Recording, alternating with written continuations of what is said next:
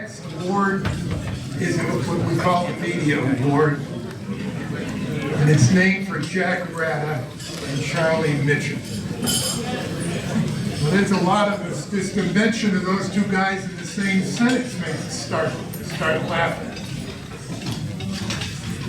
Ratta was a believe you me, stand on the gas guy, tough to keep up with. Charlie Mitchell was a laid back, very conservative, down-to-earth guy. But they had one thing, they were similar in one way. They were both damn good journalists. Jack with the Manchester Evening Herald up in New Hampshire, Charlie with the Norwalk Hour in Connecticut. They were media guys, newspaper men, well-sourced writers. And I am convinced they would be very pleased today that Justin St. Louis is a recipient of the award that memorializes them and honors the role that they play in this sport. Excuse me. First of all, as I said, they were daily media guys. Just like Justin is a daily media guy. Justin writes for the Burlington Free Press up in Vermont, the Rutland Herald, the Times Argus of Bear, Montpelier, keeping all them woodchucks informed. I'm prejudiced, I know, but I think that's the most important aspect of our sport. Daily coverage in the newspapers. Second, like Charlie and Jack, Justin is very, very involved with the sport's history. He was a contributor to Thunder Road's 50th anniversary book and Northeastern's historical research project. He's pretty much a source, and I was told that he was also one of the factors in the Vermont Hall of Fame. Charlie was a key factor in the Sports Writers Alliance in Connecticut in their Gold Key presentation. Like Jack, Justin is an announcer of some note, working at Airborne Thunder Road, the AIC Tour. You know, and the guy's only 32 years old, which is reason enough for me to dislike him. But he just informed me today that he started at 16. He's been at this since he's 16. So he's deep into the past. He's really, really a part of the present. And I think it's great to know that a guy with this talent is going to be really a part of the future as well. Justin, you want to come up here and get this?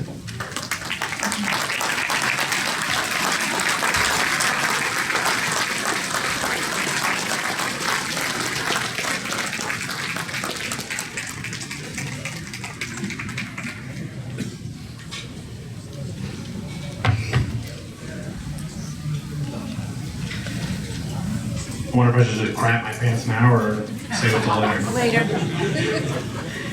When I was about 3 years old, my parents took me to Catamount Stadium up in Milton, which I know a lot of you have got a lot of fond memories of. And I announced to them that I had to go pee. But they didn't want to miss a lap because they were race fans, and they decided it was fine for a 3-year-old kid to go by himself, so they instructed me to walk down the grandstands, go pee, and come back. So I listened to their directions exactly. I walked down the grandstands, dropped trow, relieved myself, and I didn't miss a lap either. So that was my start with racing. And at that point, I was already in love with the sport. By the time I was 7, I could recite every Thunder Road champion from 1960 on, and that starts with Ronnie Marvin, who's getting inducted in the Hall of Fame today. My father was a loyal ACT fan, and I loved Crouch and Dion and Ricky Craven and Junior Hanley, the Dragons, but I wanted to know more too. And I read everything that Bones and Andy Fusco and Dave Moody ever wrote. I knew about Bob McCready and Brett Hearn and Mike Stefanik and Al Hammond out in Maine and Punky Karen at Claremont. And I thought that Dwight Jarvis had the prettiest race car in the world. I never saw it though.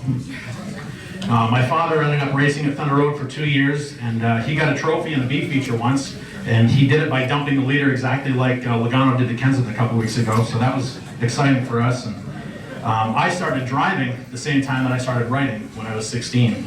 It was lap 1, turn 2 when I figured out that my future in the sport would be with my hands on a keyboard rather than a steering wheel, because I never even made it to the backstretch. We did eventually win some races and had a lot of fun, but I got my first writing gig as a junior in high school covering ACT for a little weekly paper called New England Racing out of New Hampshire.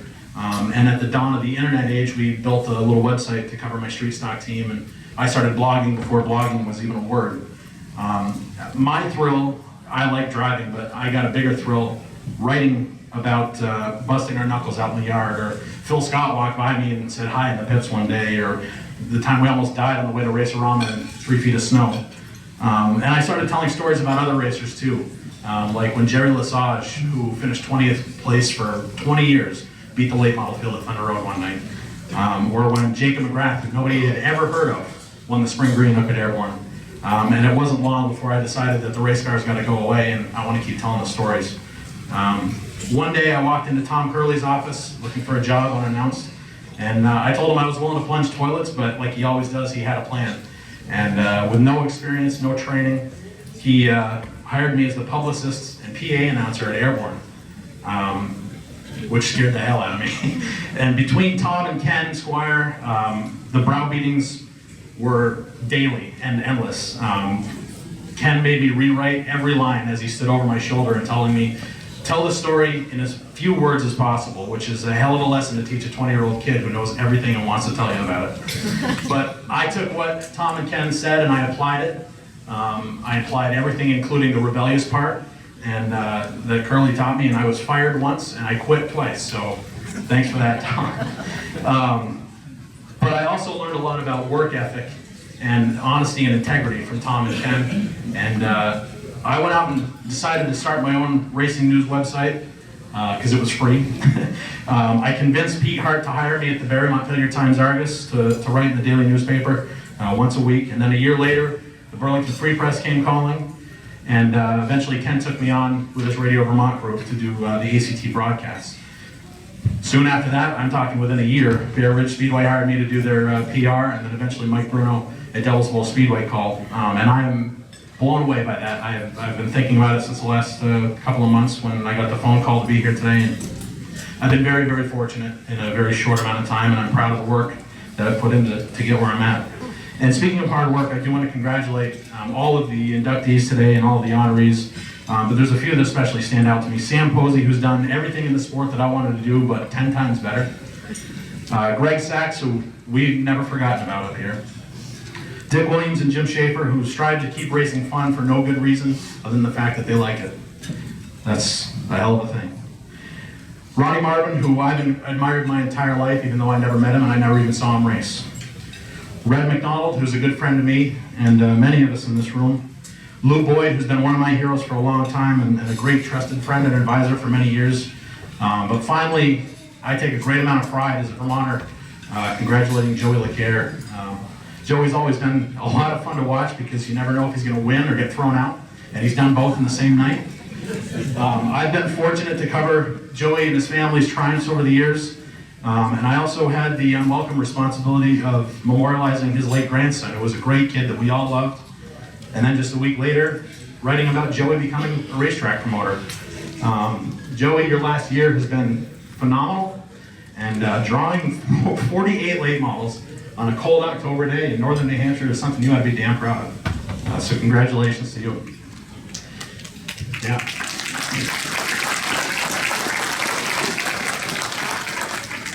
I have a ton of people that I have to thank personally for their support over the years. Steve Vespa, Alan Claffey, and Marco Thomas, who gave me my first bylines. The late Pete Hart and his protege Anna Grierson, who could tell me that my work absolutely sucked and I would still thank them for it. Tom Herzig and Big Bigelow for being incredibly important as daily columnists, and they're equally under-recognized in the sport. People like John Casey, my friend Lloyd Hutchins, Paul Belfay, Bill Latterbush, Nick Tito here, and the late and deeply missed Cho Lee, who have let me share with them in the history of this sport, something that I take a great amount of pride in. Dave Moody, who should have swatted me away from the window up at Thunder Road in the announcer's booth a long time ago, but he never did. TJ Ingerson, Ricky St. Clair, who took Vermont Motorsports Magazine, which is a blog that I started as a hobby and turned it into a credible, reliable news source that people trust. My radio broadcast partners, Lee Cattell, Amy McGovern, Steve Lochamp, George Como, and Tom Corbett. The entire ACT and Thunder Road staff back in the back of the room here, who would probably be just as happy to push me off a bridge into a river, but they'd be the first to dive into the water to save me, and I know that, and I thank them for it. I see it, Tina. Yeah. Mike and Elaine Bruno, who didn't know me 4 years ago when they hired me at Devil's Bowl Speedway, but they've become great friends, and I'm very proud to work with them, doing the PR work for them at Devil's Bowl Speedway. And Dick Therian, who a lot of you know, and he's as big a pain in your ass as he is in mine, but he's given his entire life to the sport. My long-suffering family and friends, who you guys all get it. We only get to see them between banquets in the winter. My mother Jane is the strongest woman on earth, and she enthusiastically, probably over-enthusiastically, supports everything I do. My father Ron was my best friend and my favorite driver. I miss him very much. I wish he could be here today. My beautiful partner Linda over there, who didn't really understand on our first date a couple years ago what 70 races a year meant, but she gets it. And the fact that she's still here probably means we're going to be okay. But mostly the racers and the promoters who've let me in tell their stories. We've certainly had our ups and downs over the years, but what family hasn't? I had a hard time a couple of months ago when Lloyd Hutchins called me and told me that I would be receiving this award. And truthfully, I almost declined it. I'm very aware of the significance of everything that NEAR does, and the Mitchell Ratta Award is pretty cool. I'm 32, what have I done, you know? I look at Buggo over there, who I feel that my career in racing was made the first time Bugsy grabbed my ass at the NEAR banquet a few years ago, so I felt like everything after that would be icing on the cake. I've got 40-year-old newspaper articles written by Lou Modestino and Sam Weisberg that I use every day for reference. Val LeSueur, I mean, how do you measure up against that? And to be on a list with guys like Bonesy and Chris Economaki will never make sense to me. And thanks to Pete Zanardi as well. It's a huge honor, and I am very proud to be a northern guy, a taxi cab guy in an open wheel country here, so this award means a lot to me. I owe a lot to people like Jack Ratta and Charlie Mitchell for paving the way for guys like me to tell the stories and keep people informed. But with all due respect, I think that their job was easier than mine. They were around at a time when racing was pure, less complicated, and everybody cared about it.